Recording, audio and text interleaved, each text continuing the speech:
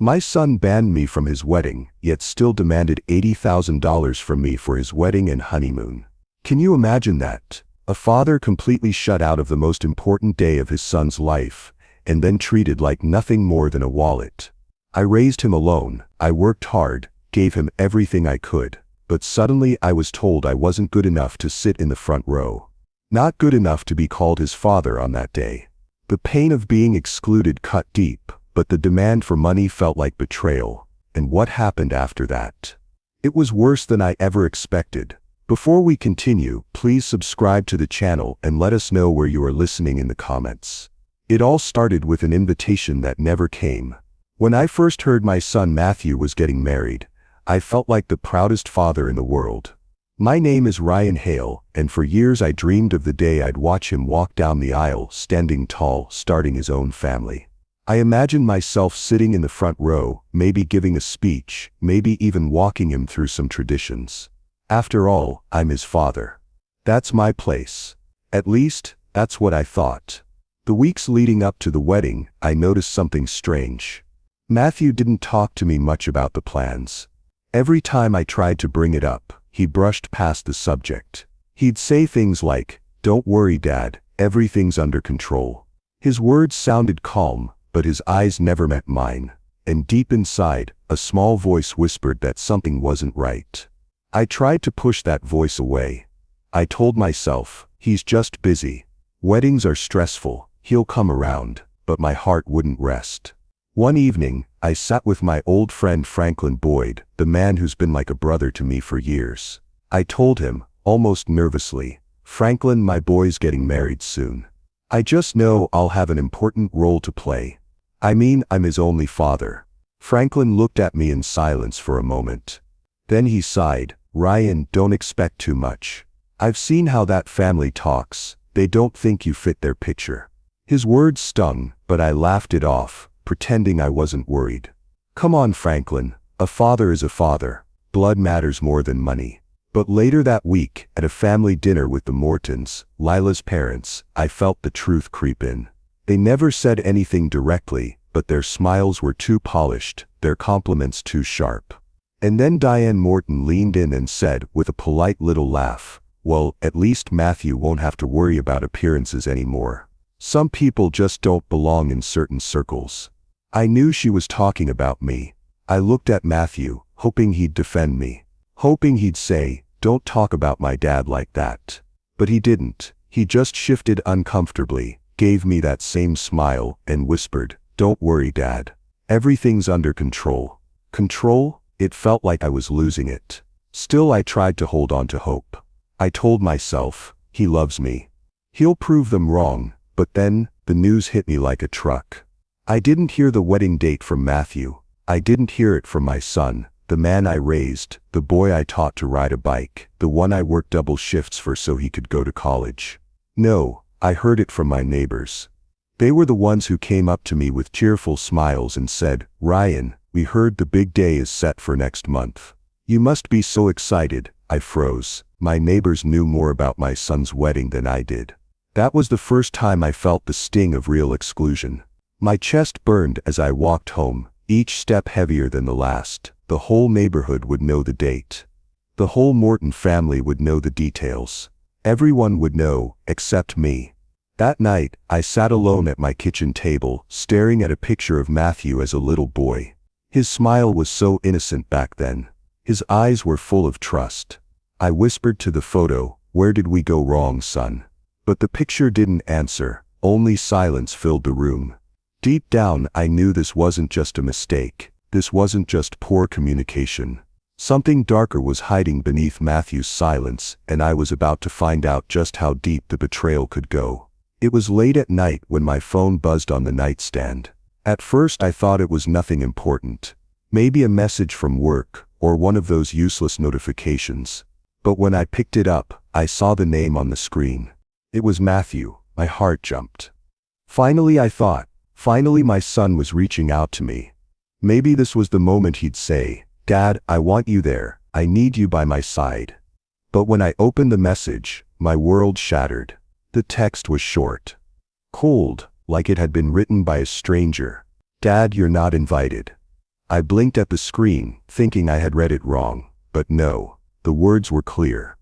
I scrolled down and the explanation was worse. It's best for everyone. You might embarrass the Mortons. Please understand. Embarrass them? I sat there frozen, the phone trembling in my hands. The room felt smaller, the air heavier. My own son, my flesh and blood, was telling me I wasn't good enough to attend his wedding.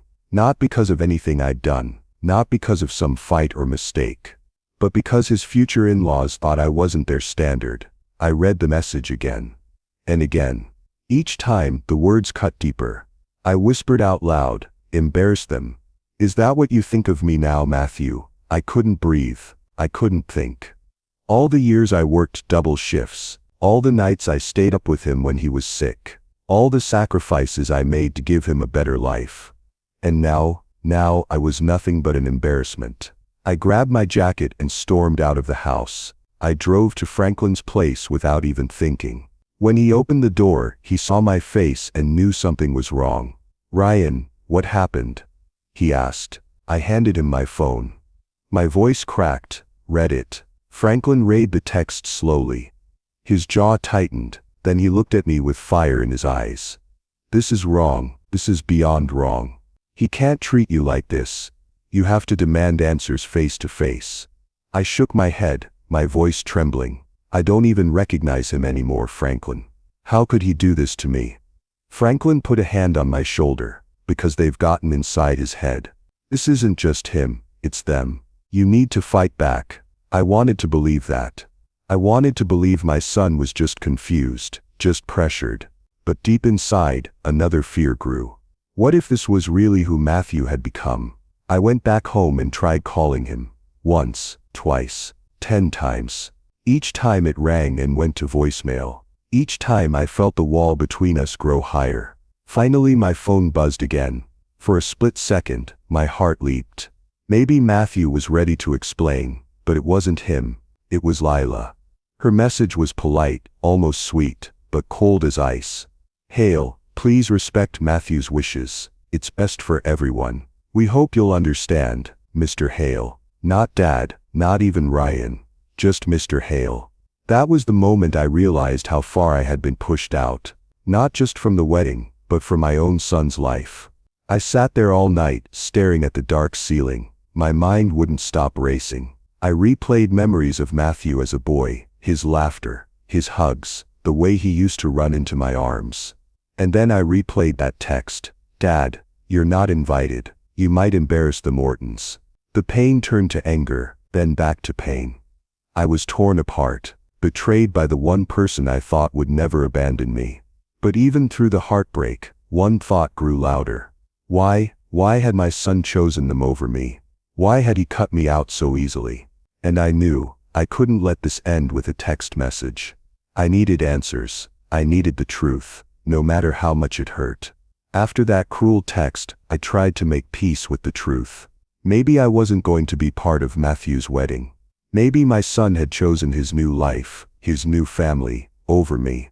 It tore me apart, but I told myself I had to accept it. I tried to bury my feelings, keep my head down, and move forward. But then just when I thought things couldn't get worse, he showed up at my door. It was a Saturday morning. I was drinking my coffee when I heard the knock. I opened the door, and there was Matthew, standing tall in a pressed shirt, his face cold, his eyes sharp. For a moment my heart leaped. Maybe he'd come to apologize. Maybe he realized the text was a mistake. But the first words out of his mouth cut me like a knife. "Dad, I need $80,000. I blinked, thinking I heard wrong. "What? 80,000, he repeated, his tone flat, businesslike. "For the wedding. And the honeymoon." I stared at him speechless. After banning me from the wedding, after humiliating me with that text, he was standing on my porch asking for money. Why would I pay for a wedding I'm not even invited to? I asked, my voice shaking. Matthew didn't even flinch. "Because it's your duty as a father.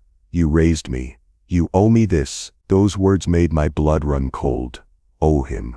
Since when did being a father mean being a bank account? I stepped back, trying to control my anger. "Matthew, do you even hear yourself? You tell me I can't come, that I'm not good enough to sit at your wedding, but now you want my money." Behind him I noticed Lila's shadow in the car parked outside. She rolled the window down just enough for her voice to carry. "Matthew, remind him this is about family responsibility, about our lifestyle expectations." Her tone was dripping with entitlement, as if she was the queen and I was some servant expected to hand over tribute. Matthew stiffened, repeating her words like a puppet. "This is what's expected, Dad. You don't want to make us look bad, do you?" I felt my chest tighten. My son, my only son, was treating me like a checkbook. Not a father, not family, just a wallet. "I can't believe this," I whispered. "You don't have to be at the wedding," Matthew continued coldly, "but you should still support me. It's what fathers do." I shook my head, anger rising. "No, fathers give love, guidance, support, not blind money for people who push them away." His jaw tightened. For the first time his mask cracked. "So that's it? You're going to ruin this for me?" "Ruin it?" I snapped. "You ruined it yourself the moment you shut me out." We stood there in silence. His face hardened, his eyes colder than I'd ever seen. Then he turned on his heel and walked back toward the car. I closed the door, my hands shaking. My heart was torn in two. Part of me was furious. Furious that he had the audacity to demand such money after humiliating me. But another part of me, a softer part, whispered, maybe he's right. Maybe I owe him. Maybe saying no makes me a bad father. The guilt was heavy, crushing. I had sacrificed so much for him. Was this just one more sacrifice I had to make? That night I called Franklin. I told him everything, every cruel word, every demand, every shred of guilt tearing me apart. Franklin didn't hesitate. His voice was steady, firm, the way only a true friend can be. "Ryan, don't give in. This isn't about love. This is about control. They're trying to own you. Once you pay, they'll keep taking, and you'll lose yourself in the process." His words hit hard. I sat there in silence, staring at the floor, feeling the weight of his warning. I wanted to believe Matthew still loved me. I wanted to believe there was hope. But Franklin was right. This wasn't love. This was blackmail dressed as family duty. That night I made a decision. I wasn't handing over a dime. Not like this, not under these conditions. But I also knew this was only the beginning. That night, after Matthew stormed off, I sat alone in my living room. The silence was heavy, almost suffocating. My son had looked me in the eye and demanded money as if I were nothing more than a bank. And the worst part, for a moment I almost considered giving it to him. I leaned back in my chair and let the memories wash over me. I remembered the first time Matthew held a baseball bat. He was only 6. His little hands could barely grip it, but he wanted so badly to swing like the older boys. I spent hours in the yard, pitching ball after ball until he hit one clean. The look of pride on his face back then, I lived for that. I remembered staying up late during his high school years. He'd come home stressed from exams, and I'd sit at the kitchen table with him, talking it out, reminding him that he was smarter than he thought. Those talks bonded us. At least I believed they did. And then college. He wanted to attend an expensive university, one I could barely afford, but I made it happen. I took extra jobs, cut down on every personal expense, just so Matthew could walk across that graduation stage without debt holding him back. So now, as I sat there replaying all of that, my heart broke. Where did I go wrong? How did that little boy who once held my hand and looked up at me like I was his hero turn into the man who saw me as disposable?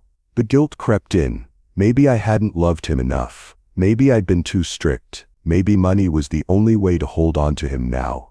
The thought poisoned my mind. Maybe if I give him what he wants, he'll let me back into his life. But then anger followed, boiling up like fire. I had given him my time, my sweat, my sacrifices. And now he was throwing me away, discarding me like trash because I wasn't good enough for the Mortons. He wanted my money but not me. The bitterness cut deep. That's when I picked up the phone and called someone I trusted. Sandra Hughes. She'd been my attorney for years, helping me with paperwork after my wife passed. If anyone could give me clarity, it was her. I explained everything. The wedding. The exclusion. The demand for $80,000. My voice cracked halfway through, and I hated myself for it. Sandra didn't sugarcoat. Her voice was calm but firm. Ryan, you don't owe them a dime. Legally, financially, morally, you've done your duty as a father. This isn't love, it's exploitation. If you give them this money, it won't bring you closer. It will only make them push you further, because they'll know they can control you. Her words hit hard. They were like cold water splashed on my face. For the first time I saw things clearly. Still, my heart battled my head. Part of me still whispered, he's your son. If you say no, you'll lose him forever. But another voice inside me, a stronger one, answered back. If you give in, you've already lost him. I sat with those thoughts for hours, back and forth, guilt and anger, love and betrayal. It felt like a war inside me. Finally, I picked up my phone and sent Matthew a message. Simple, short, I'll think about it. I hit send and stared at the screen. My hands were steady now, but my mind was racing. I wasn't going to hand him that money. Not like this, but I couldn't show my hand yet. If I told him no outright, he and Leela would only come at me harder, maybe even try to humiliate me further. No, I had to stall. Keep them thinking I might give in. All the while I'd be preparing something else, something bigger. For the first time in weeks, I felt a strange calm settle over me. Not peace, never peace, but clarity. This wasn't over, not by a long shot. After I told Matthew I'd think about it, I tried to carry on like normal, but inside I was boiling. The questions wouldn't stop circling in my mind. Why was I really banned from the wedding? Why did my own son treat me like dirt? The answer came sooner than I expected. One evening I got a call from Nate Carter, Matthew's cousin. We hadn't spoken in a long time. Nate was a good kid, always respectful. His voice on the phone was shaky. Uncle Ryan, can we meet? There's something you need to know. We met at a small diner outside town. When I walked in, Nate was already there, nervously stirring his coffee. The moment he saw me, guilt spread across his face. Thanks for coming, he said quietly. What's going on, Nate? I asked, sitting across from him. Why do I feel like I'm being kept in the dark? He looked down, hesitating. Then finally he spoke. It's about the wedding. About why you weren't invited. My chest tightened. I braced myself. It wasn't just Matthew's decision, Nate said. Leela's parents, they pressured him. They think you're not wealthy enough. They didn't want you there because you'd lower their image. For a second, I thought I misheard him. Not wealthy enough, I repeated. Nate nodded, ashamed. They said it would embarrass them in front of their friends. And Matthew, he didn't fight them. He agreed. I felt the blood drain from my face. My own son, my flesh and blood. Instead of standing up for me, he bowed his head to them. But Nate wasn't done. His voice grew softer. Uncle Ryan, I need to be honest. Matthew didn't just agree. He mocked you. My heart dropped. What do you mean? Nate swallowed hard. He called you dead weight. He said you couldn't offer anything to his new family. That's why he cut you out. Those words stabbed me deeper than anything I'd ever felt. Dead weight. From my own son. I leaned back in the booth, staring at the wall behind Nate, my mind spinning. It wasn't just Lila's parents. It wasn't just pressure. It was Matthew. My son made the choice. He chose money and image over his father. Over me. Nate looked miserable. I'm sorry, Uncle Ryan. I didn't want to tell you, but I couldn't stay quiet. You deserve to know the truth. For a long time I couldn't speak. My throat was tight, my hands trembling under the table. I thought about all those nights staying up with Matthew, helping him through school. All the money I scraped together for his future. All the sacrifices I made when I could barely afford it myself. And in return, he laughed at me. He called me dead weight. That moment broke something inside me. When I finally spoke, my voice was low but firm. Thank you, Nate. I needed to hear this. Nate nodded, looking relieved, but also sad. I know it hurts, but at least now you know where he stands. Hurt didn't even begin to cover it. I felt betrayed, crushed, like the ground had been ripped out from under me. But mixed with that pain was something else. A fire. If Matthew and the Mortons thought they could toss me aside and still take my money, they were wrong. Dead wrong. I wasn't handing over a cent. Not now, not ever. That night I drove home in silence. The city lights blurred past my windshield, but I barely noticed. My mind was locked on one thing: the truth. My son had made his choice. He didn't just reject me, he insulted me, betrayed me. And if they thought I was going to stay quiet, they had another thing coming. From that moment forward I vowed I would not just refuse their demand. I would expose them. Every lie, every shallow motive, everything they tried to hide behind their perfect image. They thought I was weak. They thought I was disposable, but they were about to find out exactly who I was. After Nate told me the truth, my world felt shattered. But instead of breaking down, I went quiet. I knew I had to see things with my own eyes. Words were one thing, proof was another. So I became a shadow, a silent watcher. The Mortons were loud about their wealth. Every event was public, every celebration posted online or announced in the paper. I didn't need an invitation to know where they'd be. All I had to do was show up, quietly, on the sidelines, unnoticed. The first time was a charity gala at the country club. I stood at the edge of the crowd watching from a distance. There was Matthew, my son, standing tall in a tailored suit. He laughed with the Mortons, raising a glass like he'd always belonged in their world. But I saw something they didn't. His smile was forced, his shoulders stiff whenever money came up in conversation. At one point, a Morton family friend clapped him on the back and said, "Hope you can keep up with these expenses, young man." Matthew laughed, but I caught the flicker of panic in his eyes. That's when it hit me. He wasn't just playing their game, he was drowning in it. I went home that night and called Franklin. "You were right," I said.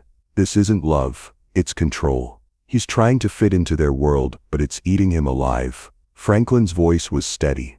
"Then stop watching and start gathering evidence. If Matthew won't listen to your words, maybe he'll listen to the truth laid bare." So I did.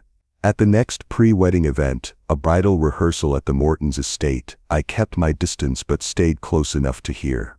I had my phone in my pocket, recording. That's when I heard it. Diane Morton, Layla's mother, her voice sharp as a knife. "I'm glad Ryan won't be here." Can you imagine the embarrassment? His suit probably comes from a thrift store. This wedding is about image, and he doesn't fit the part. Her words burned into me. My fists clenched, my jaw tight. She didn't know I was only a few feet away, standing near the hedge, listening, recording every word. I wanted to storm in, to shout, to tell her exactly what I thought of her and her shallow little world. But I didn't. Not yet. Instead I swallowed the rage and let the pain settle deeper. Because pain, when controlled, becomes fuel. I kept recording. Every laugh at my expense, every insult that dripped from their mouths. The more I heard, the clearer my path became. That night, I sat in my living room, replaying the audio. Diane's voice filled the silence of my home, mocking me, tearing me apart. I didn't cry. I didn't scream.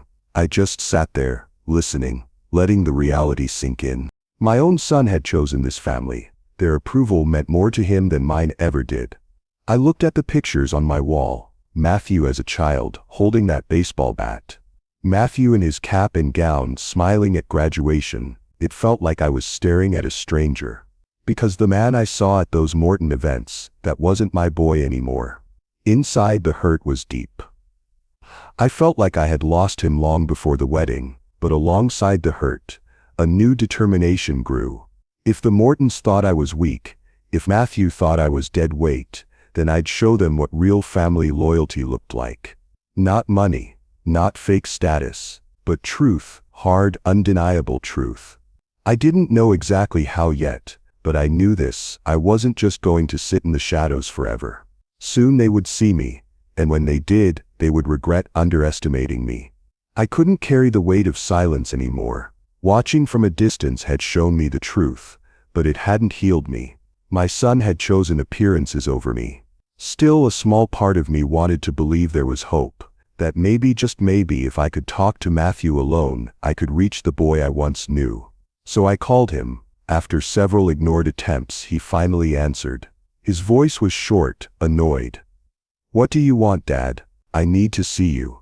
Just us. No Leela, no Mortons, just you and me." There was a pause, then, With a sigh, he agreed. Fine, tomorrow. Cafe on Main Street, but don't drag this out. The next day I sat at that cafe, my hands wrapped around a cup of black coffee. I was there early, staring at the door, rehearsing what I'd say. My chest ached, but I kept telling myself, this is my last chance. When Matthew walked in, I barely recognized him. He was dressed sharp, every detail polished, but his eyes, cold. He sat down, didn't even bother with a smile. Dad, he said flatly. Let's make this quick. I swallowed hard. Matthew, why? Why shut me out? I'm your father. He leaned back, arms crossed. It's not about you anymore, Dad. It's about appearances. The Mortons have a certain standard. I need to meet it. My heart dropped. Appearances? I asked quietly. What about love, Matthew? What about family? Doesn't that matter more than appearances? For a moment I saw a flicker of something in his face, doubt maybe, but then it was gone. He avoided my eyes, staring at his phone instead. This isn't about feelings, it's about building a future. And frankly, Dad, you don't fit into that. His words hit me like a hammer. You don't fit into that. I sat there stunned, trying to find my voice. Matthew, I whispered, I raised you. I gave you everything I could. I believed in you when no one else did, and now, I'm not good enough because I don't have their money. He stayed silent, his jaw tight. He wouldn't even look at me. The silence between us was heavier than any words. Finally he stood up. I have to go. Don't make this harder than it is. And just like that, he walked out. I sat there staring at the empty chair across from me. My son, my own flesh and blood, had chosen appearances over love. That was the moment the last shred of hope inside me died. Later that night, I told Franklin what had happened. He listened quietly, then put a hand on my shoulder. Ryan, you tried. You gave him one last chance, and he chose this path. That's not on you, it's on him. His words brought me a strange kind of peace. Painful, yes, but peaceful. For the first time I stopped blaming myself, and with that peace came clarity. If Matthew and the Mortons thought excluding me was their victory, they were wrong. I realized something powerful. Being shut out gave me freedom. They couldn't use me as their pawn anymore. Instead, I could turn their rejection into my strength. That night, I met with Sandra Hughes, my attorney. I told her everything. Matthew's demand for money, the insults, the truth Nate had shared. She listened, then got to work. First step, she said firmly, we lock down your finances. They won't touch a dime of yours, Ryan. I'll make sure of it. If they want a wedding, they'll pay for it themselves. I nodded. Good, because they won't see a cent from me. Sandra smiled slightly, proud. That's the spirit. Now, let's make a plan. Quiet, careful, but strong. And so I did. I began laying the groundwork for my counterstrike. Piece by piece, quietly. They thought they'd humiliated me. They thought cutting me out made me powerless, but they had no idea. I was just getting started. The wedding invitations went out. Everyone in town seemed to have one, except me. My cousins, my old neighbors, even people I barely remembered. Every relative of mine had been invited. I saw the photos of their shiny envelopes, proudly posted online, but nothing came to my mailbox. Not even a mention of my name. At first I laughed bitterly, but when I went out to grab groceries, I started hearing the whispers. Did you hear? Ryan got cut off. Even his own son didn't want him there. I guess he refused to pay. The words stung like knives. People avoided my eyes, but I could feel the pity. Worse, the judgment. In their minds, I was the stubborn father too proud to help his son. It didn't take me long to figure out where it came from. Diane Morton, she was out there spinning her story, telling everyone I refused to support Matthew. She made me sound like a selfish man who abandoned his son. The shame burned deep, but I clenched my fists and told myself I will not break. That's exactly what they wanted. They wanted me humiliated, crawling back, begging to be included. No, not this time. Franklin noticed the weight on my shoulders. One evening he sat across from me, sipping his beer. Ryan, don't let them win. Patience is your weapon now. Let them keep digging their own hole. You'll know when to strike. Sandra said the same. You've already protected your money. They'll come to realize the cost of their games. Trust me, Ryan. Truth has a way of surfacing at the right moment. I nodded, but inside I was boiling. Every rumor, every fake smile in the grocery store aisle, every neighbor whispering behind my back, I carried it all. Then Nate Carter reached out again, the cousin with guilt in his eyes. He asked to meet in private. We sat in his car, away from curious eyes. Ryan, he said quietly, you need to know something. The wedding expenses, they're out of control. Diane keeps pushing for bigger, better, flashier. Matthew doesn't say no. Lila doesn't either. They're bleeding money. I frowned. Whose money? At first the Mortons. But Diane is careful. She's making sure most of the bills get tied to Matthew's name. The debt will follow him, not them. Once it's over, he'll be hooked. Dependent. That's how they play. My chest tightened. So that was their plan. Use my son's hunger for status. Drown him in luxury. And when the dust settled, he'd owe everything to them. He'd be their puppet for life. I sat there in silence, anger mixing with sorrow. I had warned Matthew, begged him to see the truth, but he had chosen appearances. Now appearances were going to chain him down forever. Nate glanced at me nervously. I shouldn't even be telling you this. If Diane finds out, don't worry, I said. My voice was steady, colder than I expected. You did the right thing. Keep your head down, leave the rest to me. That night, I lay awake in bed, staring at the ceiling. Shame still gnawed at me, but it was slowly being replaced by something sharper. Focus. The Mortons thought they had control. They thought they could erase me and trap Matthew at the same time. But I had time. And patience. And now information. The wedding was coming closer. The stage was being set, and if they thought I would stay silent forever, they were about to be very wrong. It was Nate again who brought me the truth I didn't want to hear. One night, he showed up at my place, his face pale, his voice shaking. Ryan, he whispered, you need to know what I just heard. I closed the door behind him. What is it? He looked around, nervous, then leaned closer. I overheard Diane and her husband talking after a family dinner. They're not really paying for the wedding like they said. The loans, the big bills, they're all under Matthew's name. They plan to drown him in debt. Once it's done, he won't be able to breathe without their help. They'll control him forever.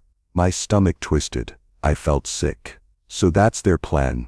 Chain my son with money. Make him a prisoner in their world.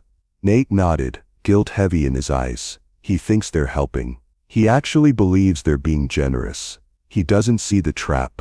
He doesn't see how deep he's stepping into it. I sat down hard on the couch, rubbing my temples. For a moment, I felt pure rage, but beneath it, sorrow. My son had chosen appearances, and now those appearances were about to destroy him. Part of me wanted to run to him right then and there, to grab him by the shoulders and shout, "Wake up, Matthew, they're using you.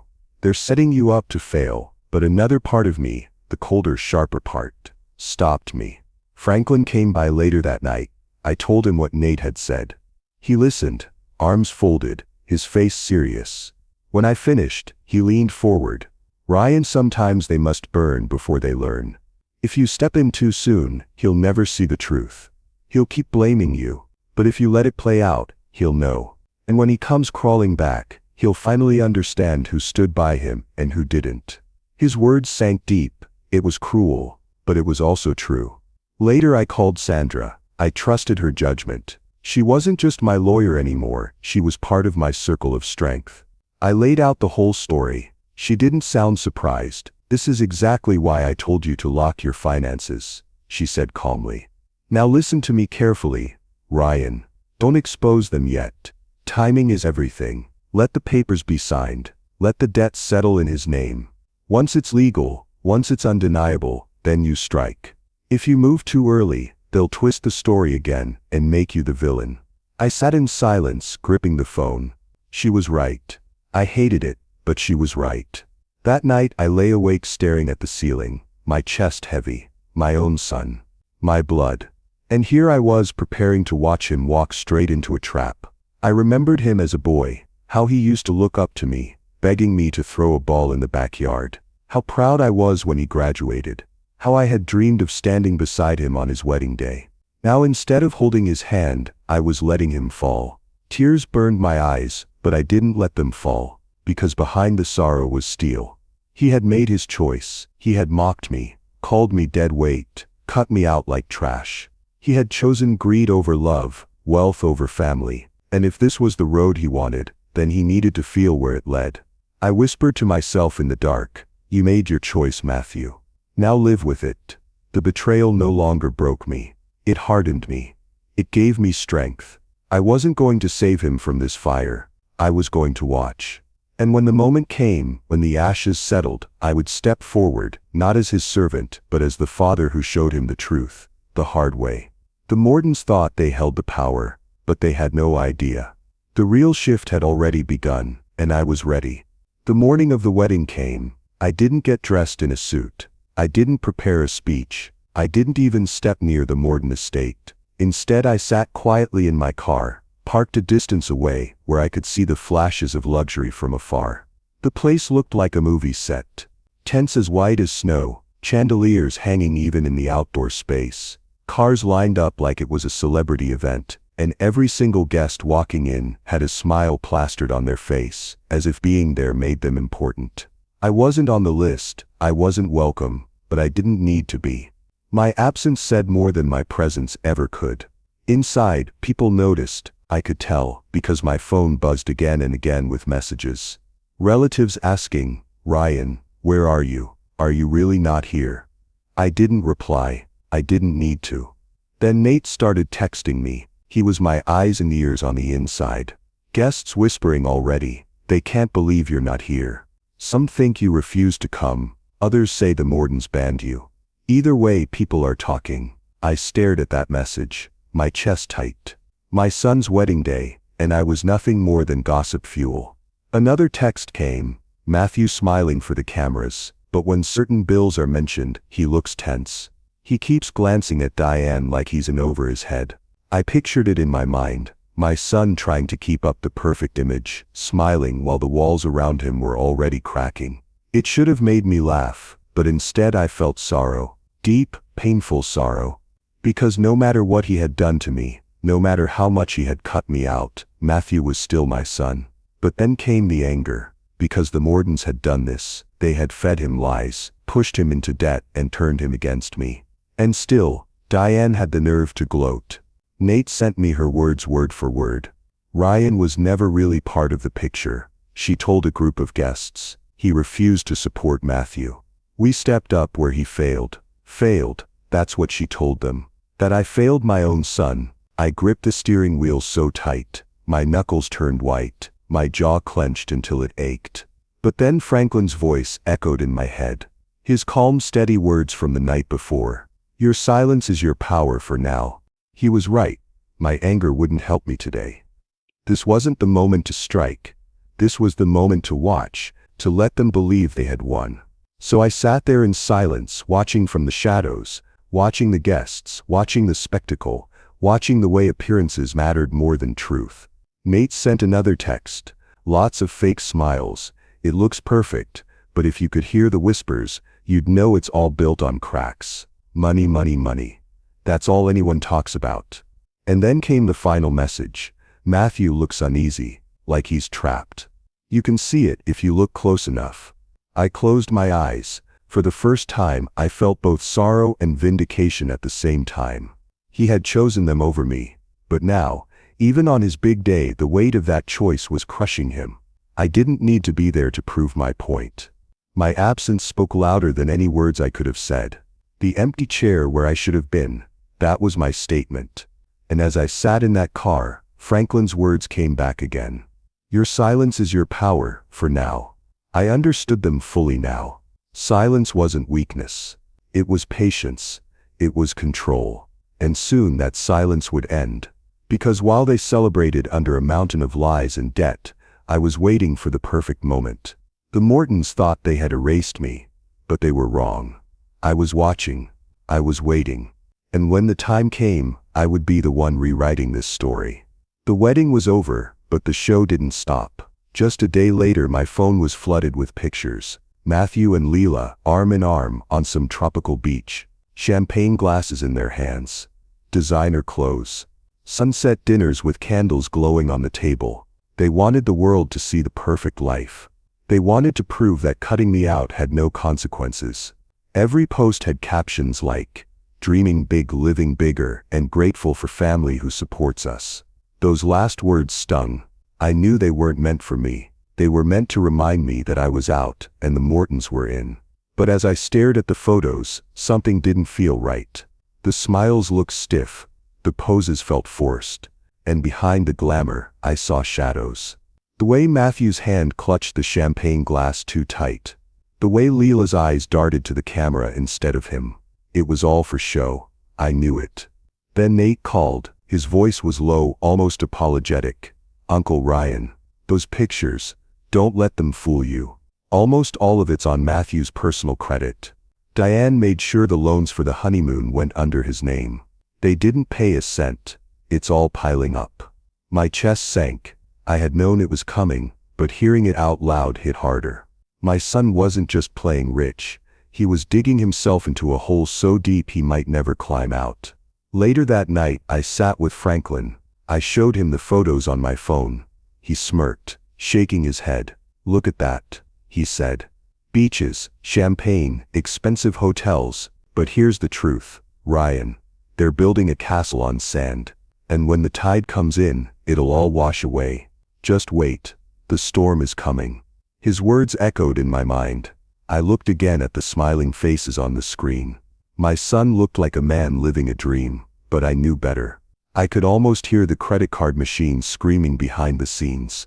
Part of me wanted to slam the phone down, to block it all, to stop torturing myself with images of a son who had chosen wealth over his father. But another part of me felt pity. I remembered when Matthew was a boy, how he used to get excited over little things. A baseball glove, a simple birthday cake, a road trip with me in the old truck. Back then joy didn't need a price tag. Now he was chasing joy through debt, through appearances, through the Mortons' approval. The pity made my chest ache, but right behind it came satisfaction. Because I had warned him. I had tried to tell him. He had laughed at me, called me a failure. Now he was walking straight into the trap he had chosen. Sandra called me the next morning. Her voice was calm, steady, like always.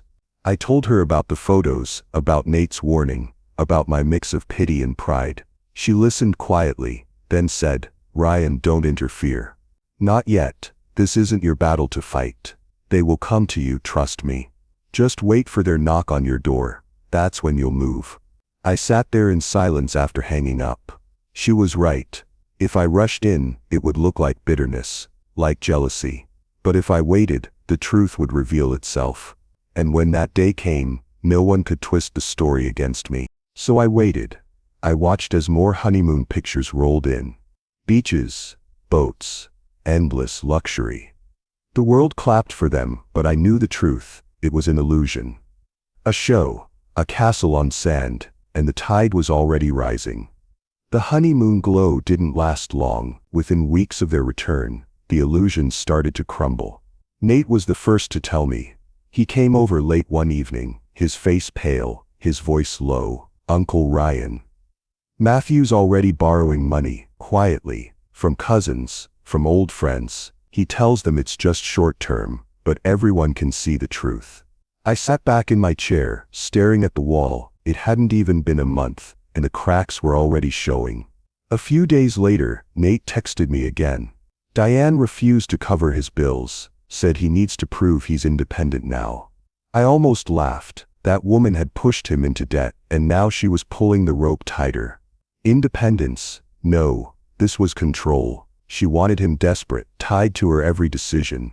Meanwhile, Lila wasn't helping. Nate told me about the fights. "She keeps telling him to man up," he said. "She wants the same lifestyle, the same luxury. She doesn't care how he pays for it." I could picture it clearly. My son pacing, his hands in his hair, trying to hold everything together.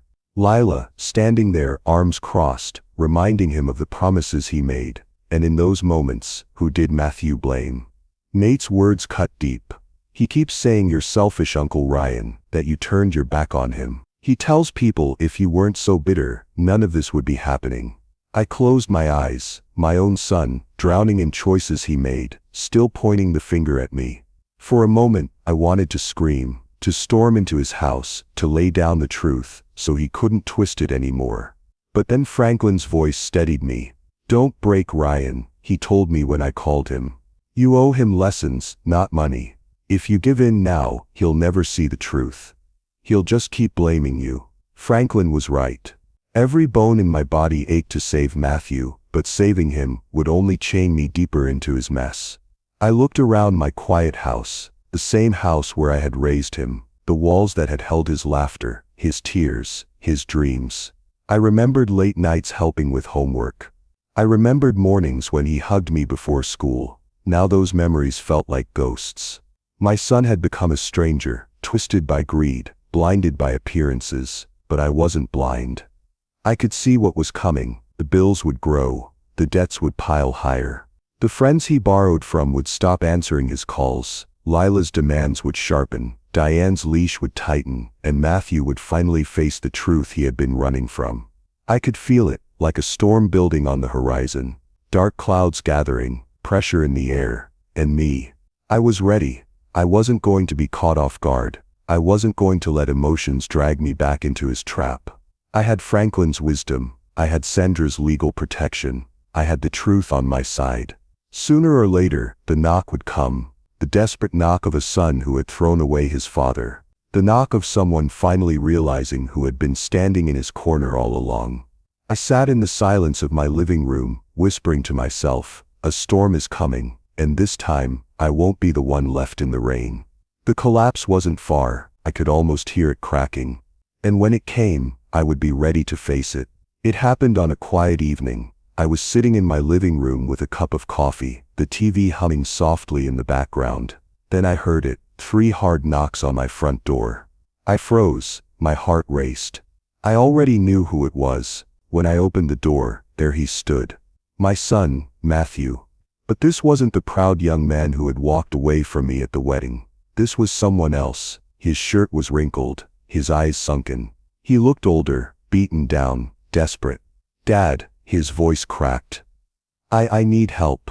I didn't say anything. I just stared, waiting for him to continue. He stepped inside like a man with no strength left. His hands shook as he spoke. "I'm drowning, Dad. The credit cards, the loans, I can't breathe. They're calling every day.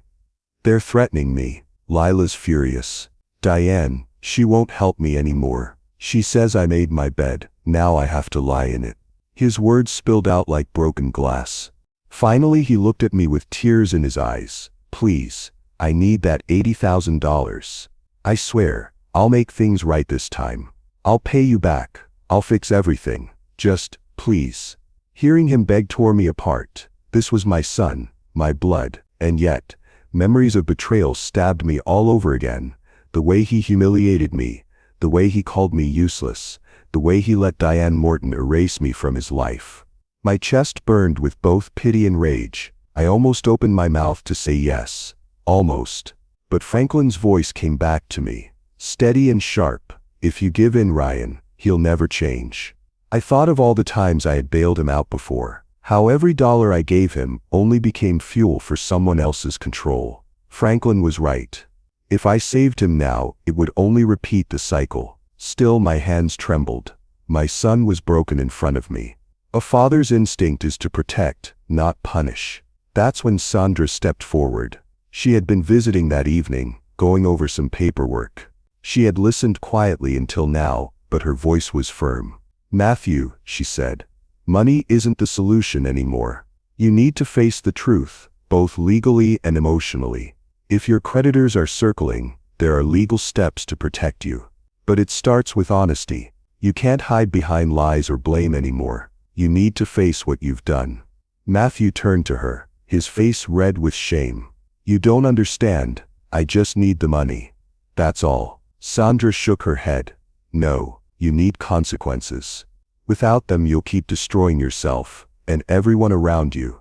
Her words hit me harder than his begging. Because deep down, I knew she was right. I took a deep breath and looked my son in the eyes. For a long moment, I didn't say a word. Then I spoke slowly, carefully. "Matthew, I love you, but I won't give you money. Not this time, not ever again, unless you face the truth. You lied, you betrayed me, you let them use you, and until you admit that, I can't help you." His mouth fell open, tears filled his eyes. He shook his head like a lost child. "Dad, please, you don't understand, I'll lose everything." I swallowed hard, fighting the urge to hold him. "Then maybe losing everything is the only way you'll finally see what matters." Silence filled the room, heavy, crushing. For the first time I saw him speechless. No excuses. No anger, just raw desperation. He turned away, his shoulders slumped, his pride broken. "I don't know what to do anymore," he whispered. And in that moment I knew, the storm I had been waiting for had arrived. This wasn't the end. This was only the breaking point. The real battle was about to begin. The night after Matthew came to my door, I couldn't sleep. His face haunted me, the broken look in his eyes, the weight of his words. But I also knew the truth. This was the moment I had been waiting for. The next evening, I called him back to the house. He came slowly, shoulders slumped, looking like a man already halfway defeated. "Sit down," I told him. For a moment we just sat in silence. Then I leaned forward. My voice was steady, but sharp. "I want full honesty, Matthew. No more excuses. No more blaming me. Tell me the truth. Why did you cut me out? Why did you let the Mortons turn you against your own father?" His jaw tightened. He tried to look away, but I didn't let him. Finally his words came out, low and bitter. "Because they offered me everything you couldn't. Money, status, a better life. I didn't want to be the son of the man who struggled. I wanted to be someone. I thought, if I stayed with you, I'd never get there." The words stabbed straight into my heart, but I forced myself to stay calm. I looked him dead in the eye. "A father's love isn't a wallet, Matthew. It's loyalty. It's standing by you when everyone else walks away. That's what I gave you, and you traded it for lies." His face broke. For the first time I saw shame in his eyes. That's when Sandra stepped in. She slid a folder onto the table between us. "Matthew," she said, her voice cold but clear. "You need to see this." He opened the folder with shaking hands. Inside were documents, loan agreements, hidden contracts, financial trails, all signed by him, all orchestrated by Diane and her family. "They set you up," Sandra continued. "The Mortons pushed every loan, every expense under your name. They tied the noose and handed you the rope. You weren't building a future with them, you were just their pawn." Matthew's face went pale. He flipped through the pages, his lips trembling. No, they said this was temporary. They said once things were stable, it would even out. It won't." Sandra cut in. "You'll be the one crushed by the debt, not them." He buried his face in his hands. For the first time, I saw my son realize the full weight of his choices. I leaned back in my chair. My voice softened, but it still carried steel. "Matthew, I'm not giving you money. I won't dig you out of this, but I will give you guidance. You'll rebuild from nothing. You'll learn what loyalty really means, and when you do, you'll finally understand what I tried to teach you all along." He lifted his head, tears streaming down his cheeks. "So that's it? You're just leaving me to suffer?" I shook my head. "No, I'm leaving you to grow. You think my refusal is weakness, it's strength. Because this is the only way you'll change." The room went silent, the words hung heavy in the air. And then something shifted. For the first time Matthew didn't argue. He didn't fight, he didn't lash out. Instead he nodded, slow, broken but real. "I see it now," he whispered. "All this time I thought strength was money. But you were stronger than me, Dad. You didn't give in, you didn't let them control you." I wish I had seen it sooner. My chest tightened, tears stung my eyes, but I held them back. This wasn't victory, it was truth. And truth always cut deep. The tables had turned. The son who once mocked me was now looking at me with respect, even through his shame. I knew this wasn't the end of his struggles, but it was the beginning of something else. The reckoning was here, and it had changed everything. The last time I saw the Morton mansion, I didn't feel the same anger that once burned inside me. I didn't feel the shame that had weighed me down when they cut me out of my own son's wedding. I felt peace. I walked away from those gates with my head held high. That house had been their battlefield, their trap, their lie. It was never mine, and it never would be. The Mortons wanted me gone, and they got their wish. But what they didn't realize was that in the end, I wasn't the one left empty. They were. I had carried that poison in my heart for too long, resentment, guilt, regret. But as I walked down that long driveway, the burden finally slipped off my shoulders. Behind me, Matthew stayed sitting in silence. No cheers, no crowd, no false smiles to hide behind. Just my son, humbled, broken, and stripped of every illusion he had once chased. He wasn't the same man who had once stood tall in front of me, proud and arrogant, dismissing me as if I were nothing. He wasn't the same boy who had once begged me for money while siding with those who mocked my name. No, what I saw now was something different. A man ready to face his reality, a man forced to start again from nothing. It was going to be a long, painful road for him, full of debts, hard truths, and rebuilding what he had destroyed. But for the first time, I felt he might actually walk it. Later that evening, Nate came by. He looked at me with eyes full of respect I hadn't seen in years. His voice was soft, but it carried weight. "Uncle Ryan," he said, "thank you. You showed me something important today. Sometimes love means letting them fall, even when it hurts to watch." His words cut deep, but they also healed something in me. I nodded slowly, my chest heavy. "It's the hardest thing I've ever done," I whispered, and it was the truth. That night, Franklin called. His tone was steady, the kind of voice that anchors you when everything else feels uncertain. "Ryan," he said, "you did what few fathers could ever do. You loved with discipline. You didn't just try to save his comfort, you gave him a chance to save himself. You didn't make it easy, but you gave him the one thing money never could, the strength to face reality." I sat in silence after hanging up, staring at the dark ceiling. His words sank deep into my soul. For years I had blamed myself. I thought my pride had cost me my son. I thought I had failed him by being too stubborn, too strict, too unwilling to bend. But now the truth was clearer than ever. Pride had cost both of us. My pride, his greed. They had ripped us apart.